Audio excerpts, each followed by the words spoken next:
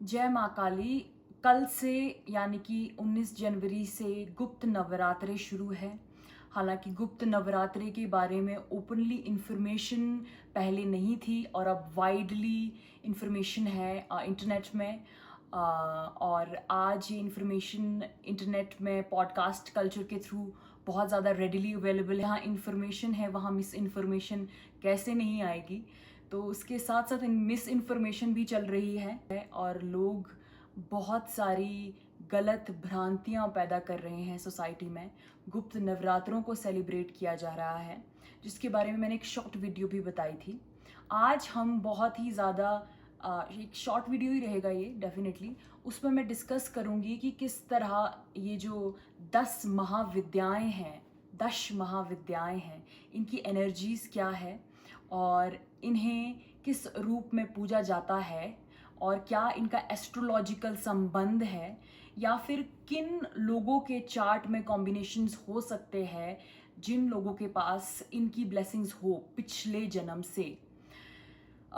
तो सबसे पहले जब हम 10 महाविद्याओं की बात करते हैं तो ये बहुत ही पावरफुल एनर्जीज़ हैं और ये बेसिक एनर्जीज़ हैं हमारी एग्जिस्टेंस की, हमारी as in not human existence की, पूरे संसार की, पूरी गैलेक्सीज़ की एग्जिस्टेंस की। अकॉर्डिंग टू शाक्त्य कल्चर, यानी कि 3 तरह के कल्चर है, वैष्णविज्म है, शाक्तिज्म है, शिवाइट्स है जो शिव की एग्जिस्टेंस को सुप्रीम मानते हैं, और फिर शाक्त्य कल्चर वाले हैं जो शक्ति की एग्जिस्टेंस को यानी देवी की एग्जिस्टेंस को सबसे ऊपर मानते हैं। तो जो शाक्त्य कल्चर वाले हैं उनकी जो ग्रंथ है उनसे निकल के आती है 10 महाविद्याओं का कॉन्सेप्ट। 10 महाविद्याओं में से जो सबसे पहली महाविद्या है जिनके बारे में हम सभी ने बचपन से सुना है एज हिंदूज, और वो है माँ काली। क्योंकि माँ काली का जो एक पूजा है और प्रसिद्धि है वो नॉर्थ ईस्ट में इनकी पूजा के कारण भी है। वेस्ट बंगाल में इनकी बहुत पूजा की जाती है और हिमाचल प्रदेश के क्षेत्रों में भी जो माँ काली की बहुत पूजा की जाती है। इस वजह से माँ काफ़ी फेमस है। मगर कुछ लेस नोन फैक्ट्स हैं माँ के बारे में जो शायद काफ़ी लोग नहीं जानते कि ये एक अनडोमेस्टिकेटेड गॉडेस है। जैसे कि माँ गौरी है, माँ पार्वती है, ये डोमेस्टिकेटेड रूप है माता का जो काफ़ी सौम्य स्वरूप है। ये माता का काफ़ी उग्र स्वरूप है।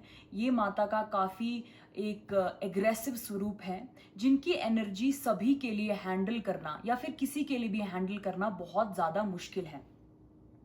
तो जब हम माता की साधना करते हैं, माता की पूजा करते हैं, अर्चना करते हैं, तो एक इनिशिएशन या फिर हम एक कुल परंपरा से आते हैं कि हम एक लीनिएज से आते हैं की ही पूजा करते आए हैं, तो उन्हें पता होता है कि क्या करना है, क्या परंपरा है, तो वहाँ हमें उस तरह से प्रोटेक्शन मिल जाती है। माँ काली जो है उनका जो स्वरूप है वो काफ़ी कोल्ड है, वो काफ़ी इंडिफरेंट है। तो अगर हम प्लैनेट्स की बात करें तो माँ काली को हम शनि के साथ जोड़ सकते हैं। शनि एस्ट्रोलॉजी में टाइम को दिखाता है, काल को भी दिखाता है, और काल का ही नाम है काली। आप माता को कंपैशनेट स्वरूप में देखना चाहते हैं तो आप रॉन्ग डीटी की पूजा कर रहे हैं, क्योंकि माता का स्वरूप जो है वो उग्र ही है। माता को भूत प्रेत पिशाच और हर तरह के जो एंटिटीज है वो माता की पूजा करते हैं। तो ये भी एक रीज़न है कि जब कोई बिना इनिशिएशन के या बिना किसी गुरु के दीक्षा के माता की पूजा करने लग जाए तो आपकी जो साधना है उसका फल कोई लोअर एंटिटी ना स्टील कर दे। इसीलिए भी गुरु की परमिशन या दीक्षा के बगैर ये साधना करना आपके लिए डेंजरस हो सकता है। वो आपको साइकिक वे से अफेक्ट कर सकती हैं ये चीज़ें, यानी कि लोअर एंटिटीज। दूसरी जो महाविद्या है वो है माँ तारा। माँ तारा के नाम से ही पता लगता है तार देने वाली। तो माँ के नाम से लोगों में भ्रम पैदा होता है कि ये काफ़ी सौम्य गॉडेस है। माँ तारा को बुद्धिज्म में भी, वैज्रयानिक बुद्धिज्म में भी पूजा जाता है। तंत्र में भी माँ तारा का बहुत ज़्यादा प्रयोग है और ये भी काफ़ी उग्र स्वरूप है डीटी का। हिमाचल प्रदेश में माता का बहुत ज़्यादा चलन है और माता का मंदिर भी है। ये जो माँ है इन्हें गुरु बृहस्पति के स्वरूप में देखा गया है। प्लैनेट जो है बृहस्पति, उनमें इनका स्वरूप देखा गया है। तो जो माँ तारा है वो विद्या, गुण और एक तरह से नॉलेज की डीटी मानी गई हैं। फिर दोबारा ये कहना ज़रूरी है कि बिना इनिशिएशन के माँ तारा की भी कोई भी प्रैक्टिसेस करना can be very dangerous to your mental health. आप माँ तारा की साधना शुरू करते हैं तो आपकी लाइफ में बहुत हेस्टी इंसिडेंट्स हो सकते हैं। अगर आपकी लाइफ में कोई काम जो 3 साल में इजीली होना था, आपको कोई एक्सपीरियंस धीरे धीरे आना था, वही एक्सपीरियंस आपको 3 महीनों में या 3 दिनों में आ जाएगा, which can be very painful because life में लर्निंग बिना पेन के नहीं हो सकती है। तो sometimes brutal accidents are also seen, brutal injuries are seen, and most of the time it is seen कि लोगों को डिप्रेशन और मेंटल सिकनेस ज़्यादा होती है विदाउट गुरु की इनिशिएशन के, विदाउट गुरु की सानिध्य के। तीसरी जो महाविद्या है उनका नाम है माता त्रिपुर सुंदरी, और ये जो है माता का सबसे सुंदर स्वरूप है। कहा जाता है कि ये तीनों लोकों में सबसे ज़्यादा सुंदर है। और जो माता है इनको षोडशी भी कहा जाता है, क्योंकि कहा जाता है कि माता के 16 साल में जो माता है उनके स्वरूप को यहाँ पूजा गया है या उनकी यहाँ प्रार्थना या पूजा की जाती है। मगर दोबारा ये कहना गलत नहीं होगा कि ये भी माता का एक उग्र ही स्वरूप है, ये भी माता का एक एग्रेसिव स्वरूप है। यहाँ जब ब्यूटी की बात की जा रही है तो सिर्फ एक्सटर्नल ब्यूटी की बात नहीं की जा रही है। ब्यूटी का बहुत फाइन मीनिंग होता है, बहुत आर्टिस्टिक मीनिंग होता है, बहुत इन्फानाइट मीनिंग होता है, बहुत क्रिएटिव मीनिंग होता है। तो इसको समझने के लिए माता को एक्सपीरियंस करना ज़रूरी है, which I haven't experienced myself. This is something that I have learned, which I have heard. ये मेरा खुद का एक्सपीरियंस नहीं है। जो मैं क्वेश्चन के साथ ही बोल रही हूँ, ये सारे मेरे एक्सपीरियंसेस नहीं है। माता काली जो है वो हमारी कुल देवी है, वो मेरी कुल देवी है, वो मेरे सभी ग्राम वासियों की और मेरे घर वालों की कुल देवी है। तो इसीलिए मैं ये एक्सपीरियंस आप लोगों के साथ आज साझा कर रही हूँ। चौथी जो महाविद्या है उनका नाम है भुवनेश्वरी देवी। भुवनेश्वरी देवी कंपैरेटिवली लेस नोन भी है, इनकी जो एनर्जी है वो लेस उग्र भी है। उग्र का लिटरल मीनिंग देखा जाए तो एग्रेसिव भी नहीं होता। This is a some sort of, क्योंकि एग्रेशन हो गया गुस्सा, गुस्से का कुछ कॉज एंड इफेक्ट होता है, बट यहाँ पे कोई कॉज एंड इफेक्ट है ही नहीं। ये उग्र ही है रूप, ये रूप ही उग्र है। इनका जन्म ही किसी डिस्ट्रक्शन के लिए हुआ है या किसी की प्रोटेक्शन के लिए हुआ है। इन तो भुवनेश्वरी जो देवी है, इनको आप समझ सकते हैं कि एक तरह से ये ओवरऑल अबंडेंस देती हैं और ओवरऑल वेलनेस देती है, बट ये भी एक तांत्रिक फॉर्म ऑफ रिचुअल की ही देवी है। ये समझना यहाँ पे ज़्यादा ज़रूरी है। ये जो एक शॉर्ट सीरीज में बना रही हूँ वो इसी चीज़ के लिए है। फिफ्थ जो महाविद्या है उनका नाम भैरवी है। भैरवी का जो स्वरूप है वो कहीं ना कहीं माँ काली और माँ लक्ष्मी दोनों को मिला के भैरवी का स्वरूप है। भैरवी भी एक उग्राणी एक स्वरूपा है और ये कहीं ना कहीं हमारी कुंडलिनी एनर्जी को रिप्रेजेंट करती है। कुंडलिनी एनर्जी हमारी basic form of human energy है जिससे सभी पैदा हुए हैं, और कुंडलिनी एनर्जी को अवेकन करने की भी काफ़ी ज़्यादा लोगों में होड़ लगी होती है। I see that all around, and उसके लिए भी लोग इंटरनेट के थ्रू सर्च करते हैं। Again would like to state that this can be very dangerous. The awakening is not a pleasant experience. It is a very bitter sweet experience and can be a sour experience. People experience suicidal tendencies अगर किसी की pre mature जो है kundalini awakening experience हो जाए। तो भैरवी जो माँ है वो हमारी कुंडलिनी में रिजाइड करती हैं, या जो कुंडलिनी एनर्जी है उनकी जो देवी है वो भैरवी है। छठी जो देवी है वो माता छिन्नमस्ता है। छिन्नमस्ता के बारे में अगर बात की जाए तो माता ने अपना ही सर काट के अपनी कॉन्सर्ट्स को, जो डांकनी शांकनी है उनकी कॉन्सर्ट्स है, या फिर अगर हम इन्हें योगिक फॉर्म में बोले तो ईदा पिंगला, और माँ जो है सुषुम्ना हमारी 3 नाड़ियों को भी रिप्रेजेंट करती हैं, and she is headless like Rahu. But माँ जो है वो केतु को भी रिप्रेजेंट करती हैं, सिर्फ राहु को माँ रिप्रेजेंट नहीं करेगी। अगर इनका हम एस्ट्रोलॉजिकल मीनिंग देखें because also I saw in so many pictures these days कि राहु को माता का ट्रू रिप्रेजेंटेशन बोला जा रहा है, तो नहीं, छिन्नमस्ता राहु एंड केतु दोनों को रिप्रेजेंट करेंगी। तो माता छिन्नमस्ता जो है वो कामदेव और उनकी कॉन्सर्ट के ऊपर खड़ी हैं। माता की साधना के बाद जो लोग हैं वो बहुत इंटेंस प्रयोग करते हैं और इनकी एनर्जीज को काफ़ी डिफरेंट चीज़ों में यूज़ किया जाता है, मारण, मोहन, वशीकरण, बहुत चीज़ों में यूज़ किया जाता है। तो तंत्र डेफिनेटली एक कोई मोक्ष का रास्ता नहीं है, सिर्फ ये भोग का भी रास्ता है। ये समझने की ज़रूरत है कि लोगों ने इसको ग्रीड के लिए भी पाया है। सेवेंथ जो माता का रूप है या सेवेंथ जो महाविद्या है उनका नाम है धूमावती। ये माता का एक विधवा रूपी स्वरूप है और ये काफ़ी सौरों का स्वरूप है। इन्हें केतु से रिप्रेजेंट किया जाता है, पर आप इसे शनि से भी रिप्रेजेंट कर सकते हैं। अगर हम ग्रह को और माता के स्वरूपों को रिप्रेजेंट करें तो सिर्फ एक ग्रह से आप माता के सभी स्वरूपों को नहीं देख पाएंगे।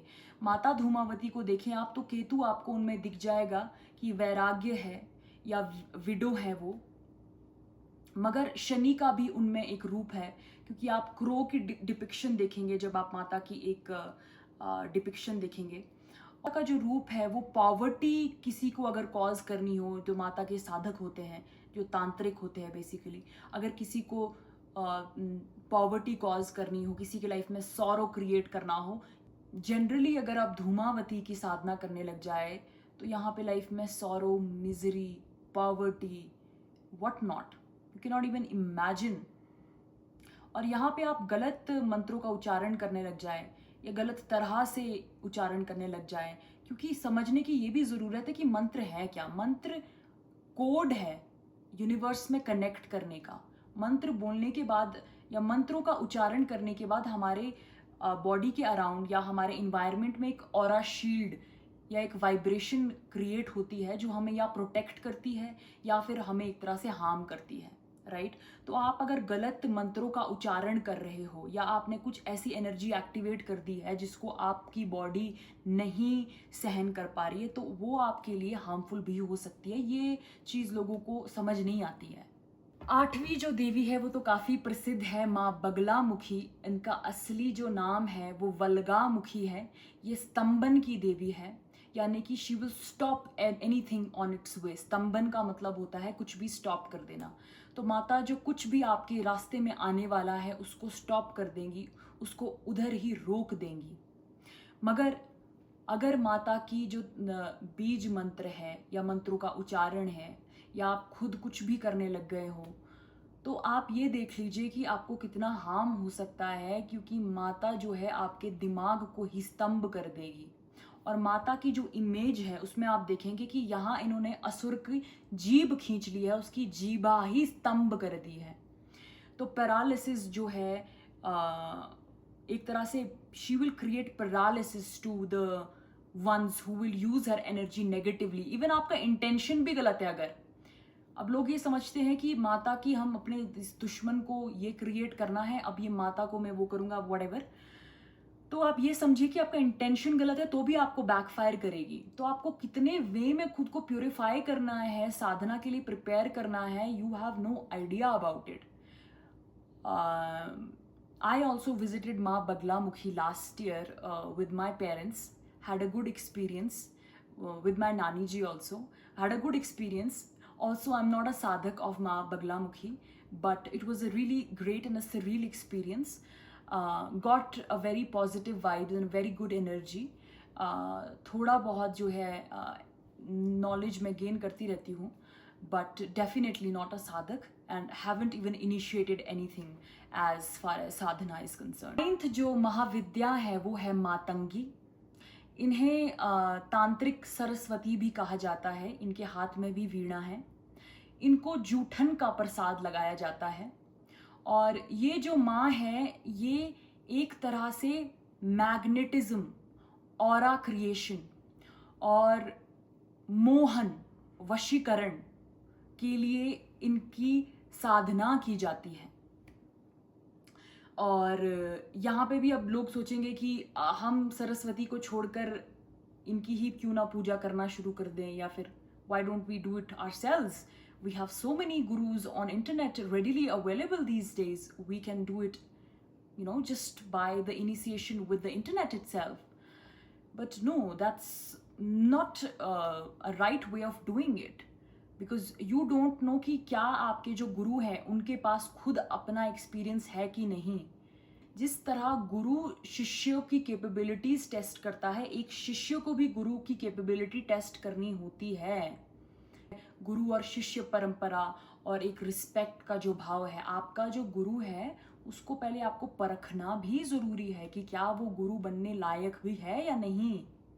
10th जो महाविद्या है, 10वीं महाविद्या है, उनका नाम है कमला या कमल आत्मिका भी कहा जाता है. ये जो माता है ये भी कंपैरेटिवली लेस एग्रेसिव स्वरूपा है माता का. और ये जो माँ है ये भी लोटस पे ही विराजमान है. इन्हें हम लक्ष्मी स्वरूप कह सकते हैं, तांत्रिक लक्ष्मी स्वरूप कह सकते हैं. और इन्हें वेल्थ के लिए, प्रोस्पेरिटी के लिए और अबंडेंस ऑफ मनी के लिए लोग जो है इनकी वर्शिप करते हैं.